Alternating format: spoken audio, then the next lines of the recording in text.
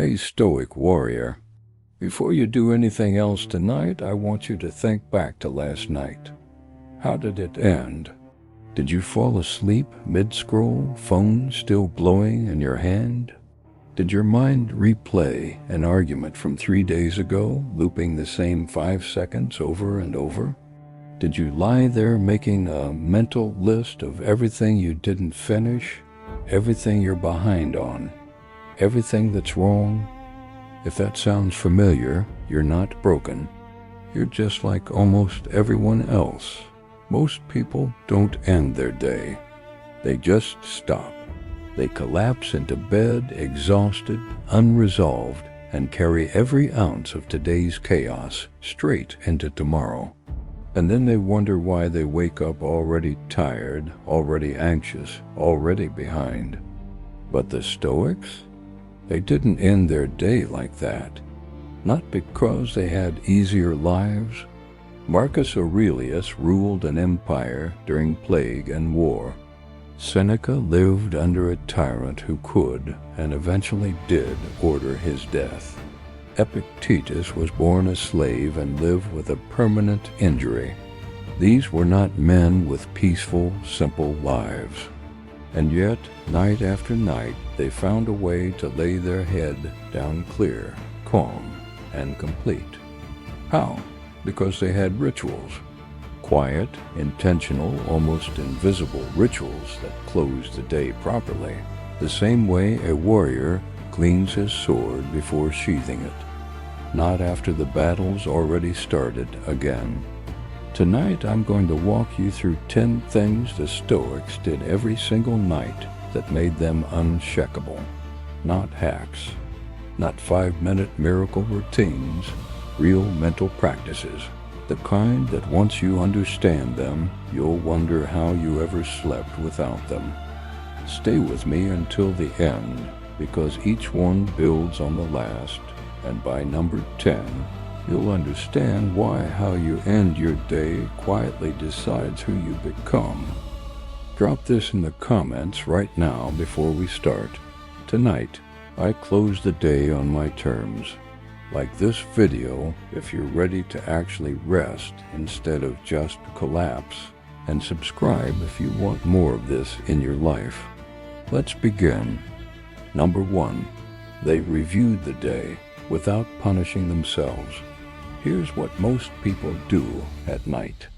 They replay their mistakes, that awkward thing they said in the meeting, the way they snapped at someone they love, the hours they wasted instead of doing what mattered. And they don't just remember it, they relive it, judge it, and beat themselves up for it, often for hours, often right as they're trying to fall asleep. But here's the brutal truth. Replaying your mistakes with shame doesn't make you better. It just makes you tired and ashamed. Shame is not the same as growth, even though they feel similar in the moment. Seneca wrote about a teacher of his, Sextius, who had a nightly habit. Each evening, when the lights were out and the house was quiet, he would ask himself, "What bad habit have I cured today? What fault have I resisted? In what respect am I better?"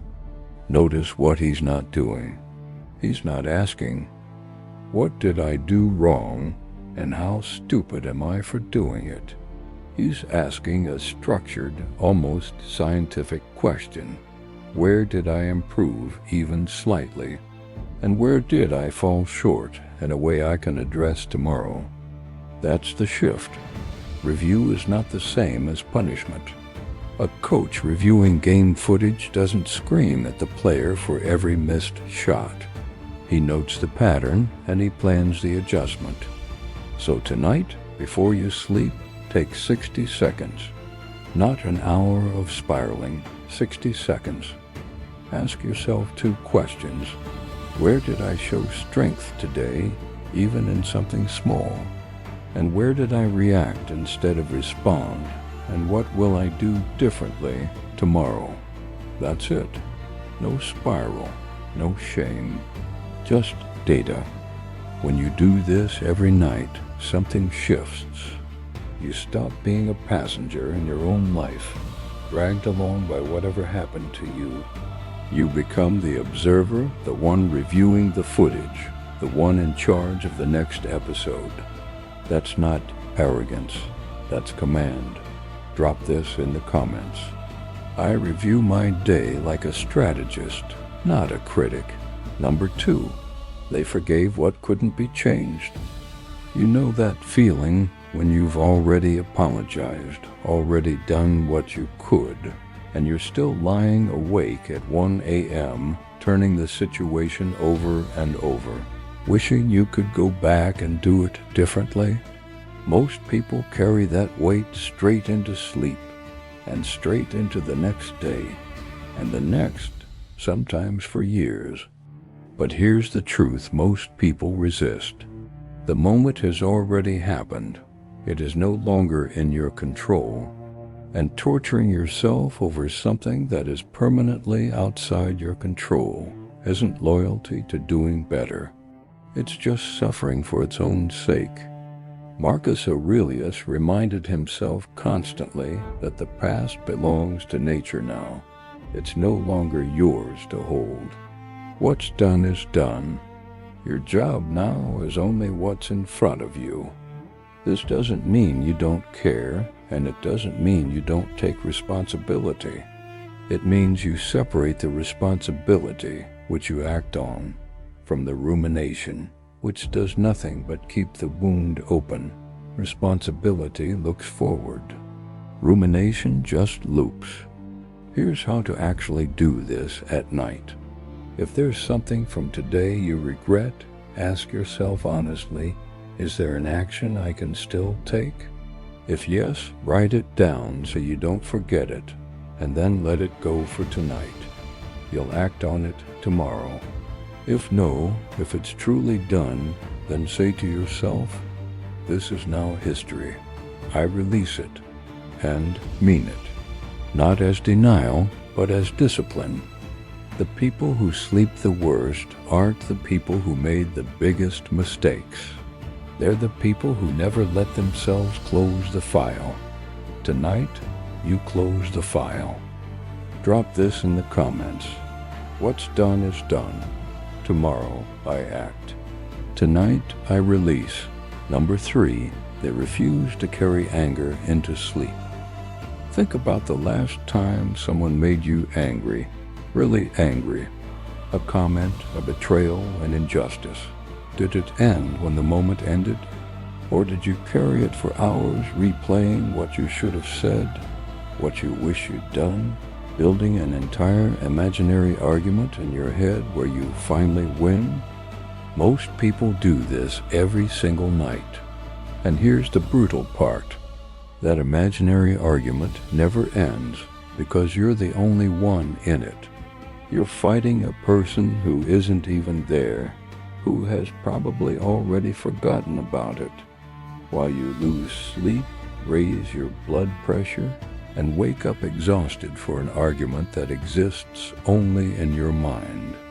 Seneca described anger as a kind of temporary madness, a state where the mind for a short time is simply not your own. And he was deliberate about not letting it linger past the moment that caused it, because the longer it lingers, the more damage it does, almost entirely to the person holding it. Here's the practice. Before bed, if you're still carrying anger or resentment towards someone, don't suppress it. Name it. Say, even just in your head, I am angry because of this. Naming it takes away some of its power. Then ask, is staying angry tonight going to change anything that happened today? The honest answer is almost always no. This isn't about pretending you're fine, and it's not about texting them to resolve things at midnight either. It's about consciously setting the weight down before sleep, the same way you'd take off a heavy backpack before lying down. Not because the backpack doesn't exist, but because carrying it while you sleep helps no one, especially not you. Drop this in the comments. I set down what I'm carrying. It will be lighter tomorrow. Number 4, they counted what went right, even on hard days. Most people end the day by mentally scrolling through everything that went wrong. The things that didn't happen, the people who let them down, the ways the day should have gone but didn't. And on the rare day when something good did happen, it barely registers because the brain is wired to notice threats and gaps, not wins. But here's the brutal truth. If you only ever notice what's missing, you will feel like something is always missing, no matter how good your life actually gets. That's not a life problem. That's an attention problem. Marcus Aurelius wrote that we should remind ourselves daily of how many things we already have, our health, our breath, the people around us, instead of only counting what we lack. He treated gratitude not as a soft, optional feeling, but as a discipline, almost a form of mental training. Here's the practice. Before sleep, name 3 specific things from today. Not generic ones like my health or my family, but specific moments. The coffee was good this morning. My coworker covered for me without being asked. I finished that one task I'd been avoiding. Specific beats general because specific things are harder for your brain to dismiss. This isn't about toxic positivity, and it's not about ignoring real problems.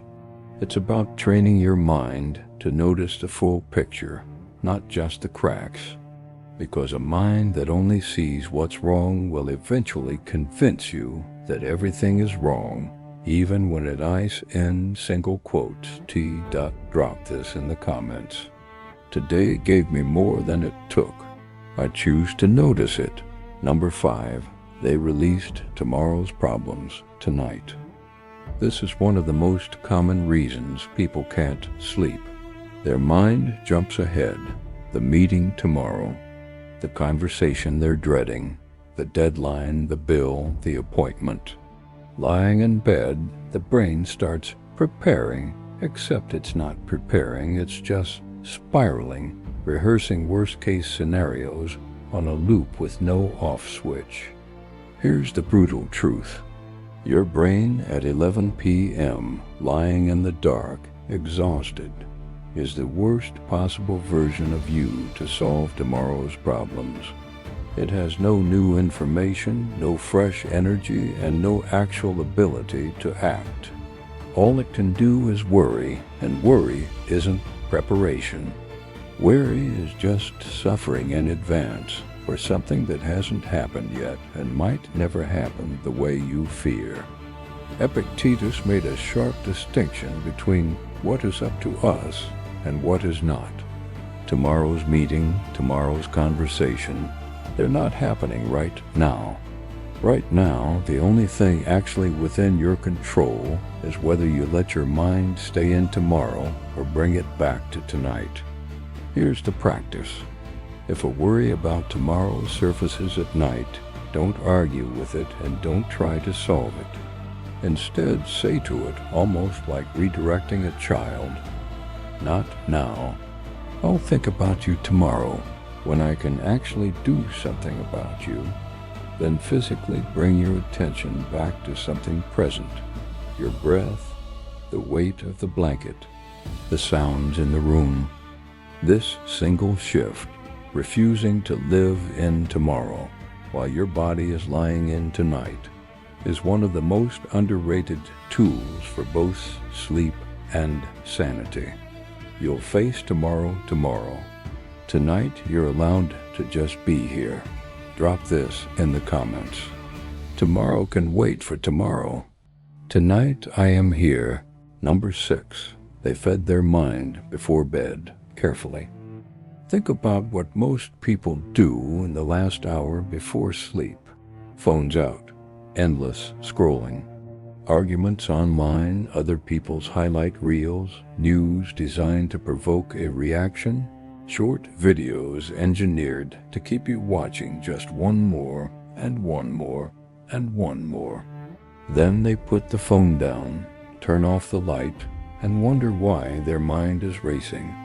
Here's the brutal truth. Whatever you put into your mind right before sleep doesn't just disappear when you close your eyes. It's the last input your brain processes before hours of unsupervised processing in the dark. Garbage in, garbage simmering all night. The Stoics didn't have phones, obviously, but they were deliberate about what occupied their final waking thoughts. Marcus Aurelius wrote his private reflections at night, working through ideas, principles, things he wanted to remember about how to live. Seneca often closed his letters with a single thought meant to be carried into rest. The last input of the day was something chosen, not something that simply happened to them. Here's the practice. In the final 20 to 30 minutes before sleep, replace at least some of your scrolling with something you chose on purpose. A few pages of a real book, a journal entry, even just sitting with one idea you want to think about. It doesn't need to be productive. It just needs to be yours, not in algorithms. This isn't about being perfect or never touching your phone again. It's about asking one simple question every night. Am I choosing what enters my mind right now, or is something else choosing for me? Because whatever wins that final hour tends to win the night. Drop this in the comments. I choose what enters my mind before I sleep. Number 7. They reflected on mortality and found peace, not fear. This one might sound dark at first, but stay with me, because it's the opposite of what it sounds like. Most people avoid thinking about death entirely until 2 a.m., when it sometimes ambushes them anyway, as a wave of unexplained anxiety with no clear cause. Because the truth is, we're all carrying an awareness of our own mortality, whether we look at it or not. The difference is whether we look at it on our own terms, calmly, or whether it looks at us, suddenly, in the dark. The Stoics practiced something called memento mori. Remember that you will die. Marcus Aurelius reflected on it constantly, not to feel afraid, but to feel clear. Because once you genuinely accept that your time is limited, something strange happens. The small stuff shrinks. The argument that felt huge today, the comment that stung, the thing you're supposed to do by now, it all gets quieter, next to the simple fact that you are alive right now, and that itself is enough. Here's the practice. Before sleep, take 30 seconds to think, calmly, not anxiously. Today happened. It's gone now. And one day all my days will be gone. So tonight matters. Not because I have to do something with it, but because it's real and it's mine. This isn't morbid. It's the opposite of morbid. People who never think about death tend to live like they have infinite time, which makes them careless with the time they actually have. People who occasionally calmly sit with the truth tend to hold each day a little more gently, a little more gratefully, and they sleep, ironically, more peacefully because they've already made peace with the one thing everyone else is secretly afraid of. Drop this in the comments. I am alive tonight. That is enough. Number 8. They rehearsed tomorrow, calmly, not anxiously. There's a difference between worrying about tomorrow, which we already talked about, and preparing for it. Worry is emotional, repetitive, and produces nothing. Preparation is brief, specific, and produces calm. Most people do neither well. They either avoid thinking about tomorrow at all and wake up reactive, scrambling, or they worry about it endlessly without ever actually deciding anything. Both leave you starting the next day from behind. The Stoics practice something called premeditatio malorum, a brief, calm preview of what might be difficult tomorrow, not to scare themselves, but to remove the element of surprise. Seneca wrote that anticipated trouble loses much of its power to disturb you, simply because you've already met it once, in your mind on your terms. Here's the practice. Before sleep, take 1 minute, not more, to ask 3 questions. What is the one thing tomorrow that might be hardest? How do I want to handle it if it happens? And what's the very first thing I'll do when I wake up? That's it. You're not solving tomorrow tonight.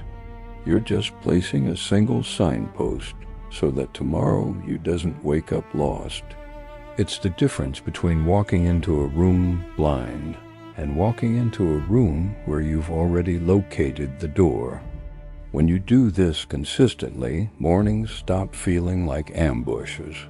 You wake up already oriented, already one step ahead, not because you controlled the day, but because you met it once already quietly the night before. Drop this in the comments. I meet tomorrow tonight, so it can't surprise me. Number 9. They treated sleep as sacred, not optional. In today's world, there's a strange kind of pride attached to not sleeping. I'll sleep when I'm dead. Sleep is for the weak. People treat exhaustion like a badge of honor, as if running on 4 hours of sleep proves how hard they're working, when really it just proves how little they're respecting the one thing every single one of their decisions depends on: a functioning mind. Here's the brutal truth.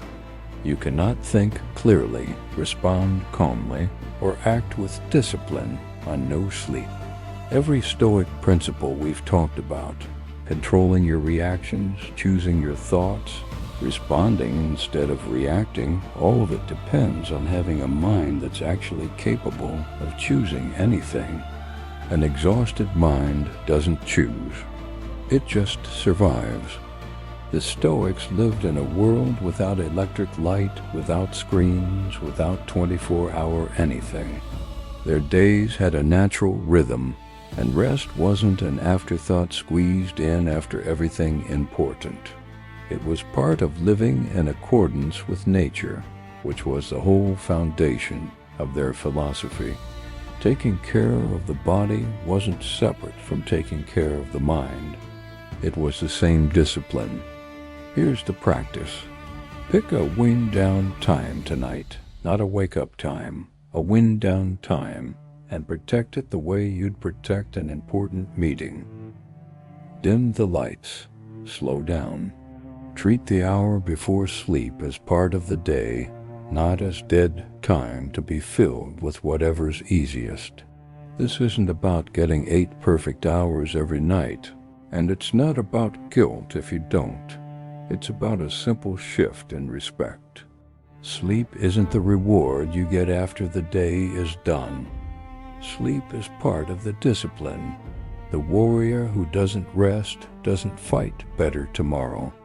He just fights worse and calls it strength. Drop this in the comments. My rest is part of my discipline, not the absence of it. Number 10. They closed the day with one sentence and meant it. After everything, the review, the forgiveness, the gratitude, the release, the calm preview of tomorrow, there's one final step, and it's the simplest of all, which is exactly why most people skip it. Most people's days don't actually end. They just trail off into a scroll, into exhaustion, into sleep that arrives almost by accident, with no clear line between today and tonight. There's no closing. The day just fades, unfinished, like a sentence that never gets a period. The Stoics, by contrast, often ended their reflections with a single, deliberate thought, something short enough to remember, true enough to mean something, and final enough to mark a boundary. Marcus Aurelius's journal entries often end this way, a short principle, almost like a closing line, before he set down his pen for the night. Here's the practice. After everything else tonight, the review, the release, the gratitude, choose one sentence. It can be different every night or the same one every night. Something like, I did what I could. The rest isn't mine to carry. Or simply, today is finished. I am at peace with it. Say it once, quietly, like closing a door. This single sentence does something powerful. It draws a line. It tells your mind, clearly, we are done here. Without that line, your mind doesn't know the day is over, so it keeps working, keeps replaying, keeps half awake all night. With it, your mind finally gets the signal it's been waiting for. Rest now. Tomorrow will take care of itself. Drop this in the comments, your closing sentence for tonight. Whatever it is, write it down and let it be the last thing you think before you sleep. If you've made it this far, something in you already knows. How you end your day isn't a small thing. It's not a nice to have.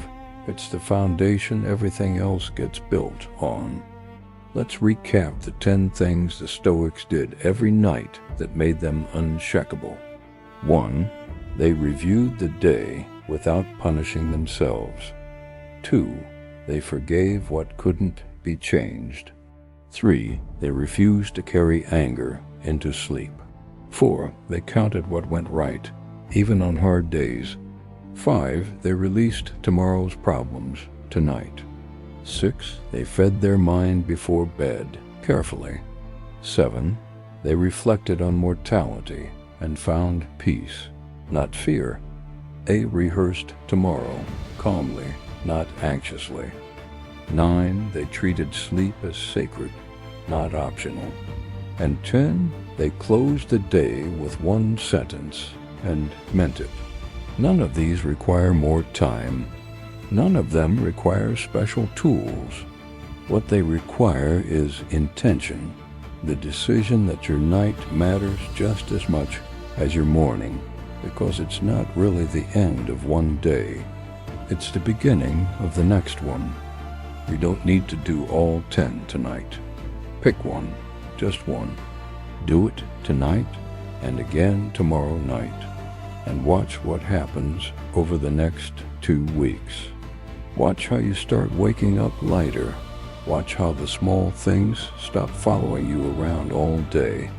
Watch how slowly your nights stop being something that happens to you and start being something you own. The Stoics didn't sleep peacefully because their lives were easy. They slept peacefully because they made peace with their day, every single day, on purpose. That's not a luxury. That's a skill. And like every skill, it's built one night at a time. If this helped you, like the video, drop your closing sentence in the comments below, share this with someone who needs a calmer night, and subscribe for more Stoic wisdom every week. And tonight, when you lie down, remember this. The day is done. You did what you could. The rest isn't yours to carry. Sleep well, warrior. Tomorrow is already taken care of. Drop this final affirmation in the comments. Tonight I rest. Tomorrow I rise. I am unshakable.